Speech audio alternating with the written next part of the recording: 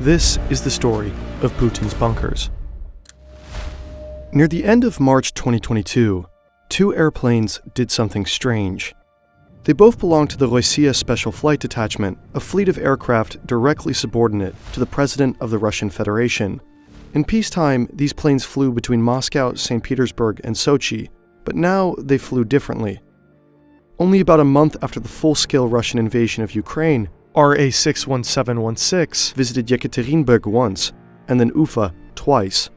The other plane, RA-96017, also flew to Yekaterinburg, and then to Magnitogorsk.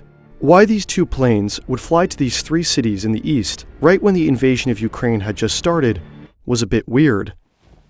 This was the time when Russia realized that their invasion of Ukraine would not take a week. Something changed.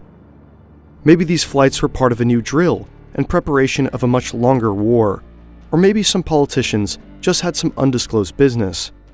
But what made it weirder was the location. Right in the middle of all three of these cities is an open secret. Between Ufa, Yekaterinburg, and Magnitogorsk is the highest mountain in the southern Urals, Yamantau.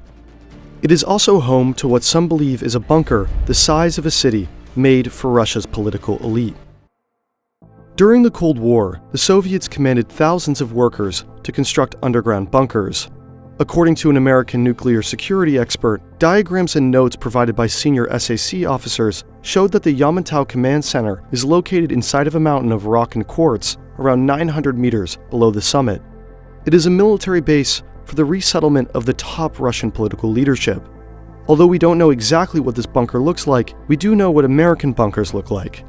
If we use schematics of the Cheyenne Mountain complex, we can imagine a command center, fuel storage, water storage, and rooms for combat operations.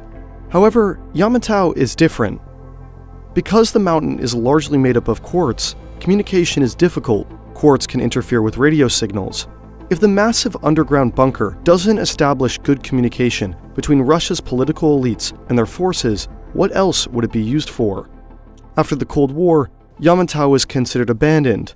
The time of infinite communist budgets was over. But Yamantau is special because in the 1990s, US spy satellites picked up that the Russians were working on it again. More than 30 years later, some say construction is ramping up. Next to Yamantau is a town called Mezhgoye. Formed after the merger of two military camps, Mezhgoye is militarily restricted. Not any Russian can get in. So at the end of April 2021, the locals in Mezhgoye were in for a surprise. An Ufa-based newspaper reported that a convoy of at least 19 units of heavy construction vehicles showed up with license plates registered in Moscow. The local mayor's office informed the paper that the vehicles would expand the asset base of Upravlение Stроительства No. 30. US 30 is contracted specifically for heavy construction projects, including the construction of large-scale underground complexes. They didn't comment on the purpose of the expansion because the projects of US 30 are directly under management of the Ministry of Defense. In April of 2021, military convoys showed up in Mezhgoye, and in April of 2021, the Russians also mobilized thousands near the border of Ukraine. Months later, parts of the presidential fleet flew to cities in the immediate area, seemingly out of nowhere. In early 2021, Navalny published an investigation into a palace on the Black Sea. Funded by public money, it's a hidden mega facility constructed for Putin's private use. Navalny also released diagrams. They reveal a building that's as impressive above ground as it is underground.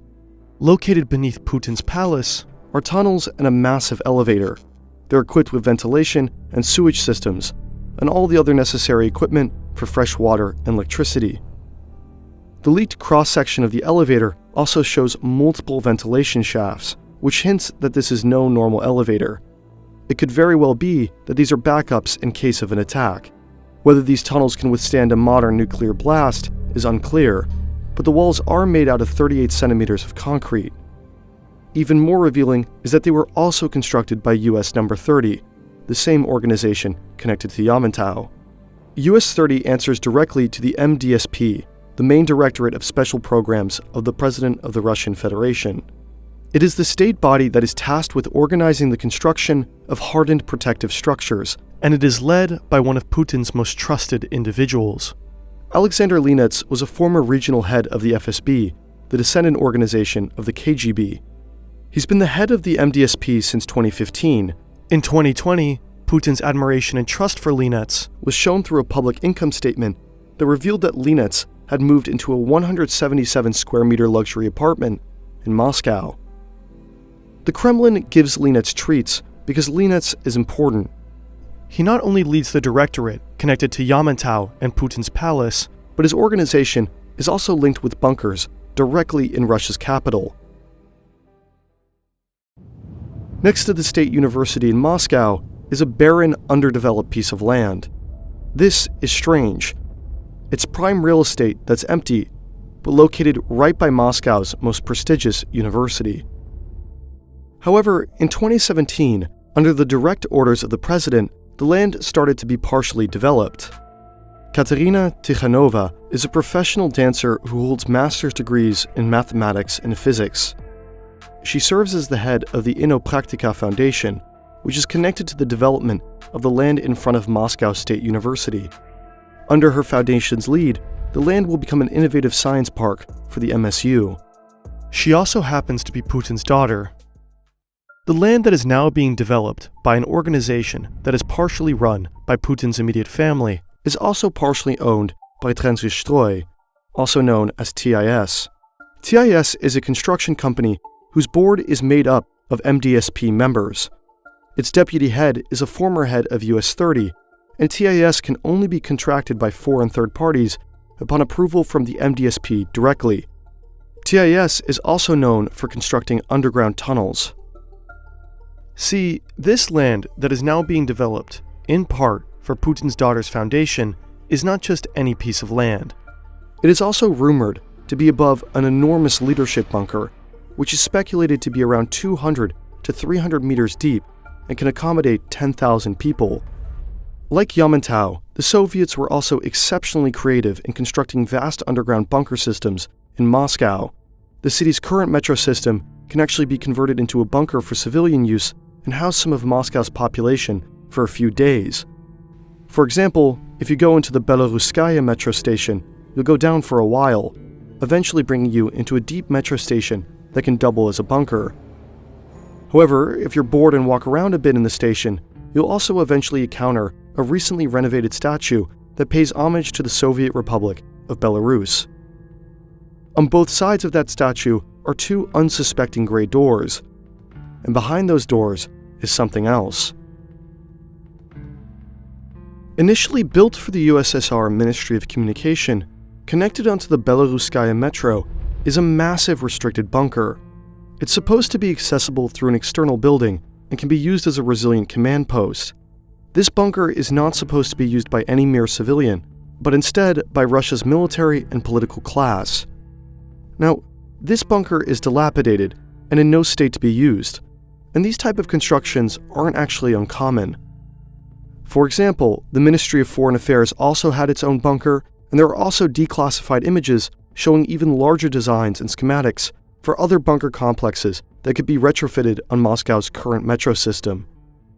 However, unlike Belaruskaya and the declassified images that have already been revealed to the public, there are still some underground bunker systems in Moscow that remain highly confidential. On November 17, 2015, Pavel Safronov, a digger in Moscow, was apprehended by the FSB. Only a year before, Pavel and a few others had wandered around what they believed was the Metro 2 tunnel system for 3 entire days. Metro 2 is rumored to be a secret underground metro that connects the Kremlin with the massive underground bunker complex that is supposedly located right by Moscow State University, the land that is right now being developed. According to the group of diggers, some of the tunnels were hundreds of meters long and 25 meters high, although many were also abandoned and dilapidated. However, Pavel also reported discovering a closed-off entrance that linked to the Kremlin. These diggers' accounts are of course hearsay, and there was no evidence that the tunnels were being used extensively while Pavel had explored it, but it's only after Russia annexed Crimea in late 2014 that Pavel was arrested for leaking state secrets. Take that fact as you will. Now, does this tell us enough about the bunker by the MSU? Honestly, no. At the end of the day, we don't know what the bunker under Ramenki looks like, nor do we know the extent of all the underground tunnels and bunkers in Moscow. Maybe it's just a pure coincidence that Putin's daughter just happens to now be connected with a pretty large infrastructure project built on top of what is likely a massive leadership bunker, even during a time when the safety for his family is more pressing than ever. But honestly, we have no clue. Putin is a man shrouded in mystery, and so are his and his country's bunkers. For example, located near the Altai Mountains is a compound that is separate from the public, built by Gazprom as a high-profile retreat. It's also been used by Putin in the past for state visits. On its own, the building doesn't seem like much. Pretty solid house next to a large river, relatively secluded, with only a few additional buildings.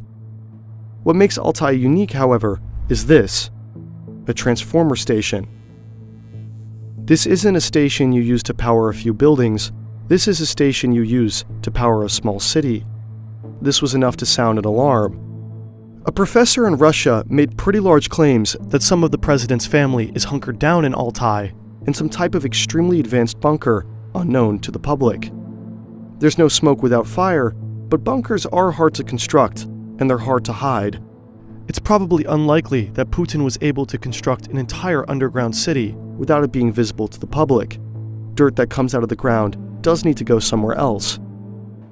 But in all honesty, be it Altai, Yamantau, his personal palace, or close to Moscow State University, we just don't actually know the extent of the bunkers and how truly interesting they are. It's easy to dream up big ideas of large, advanced underground cities pulled by an unseen, strong political apparatus.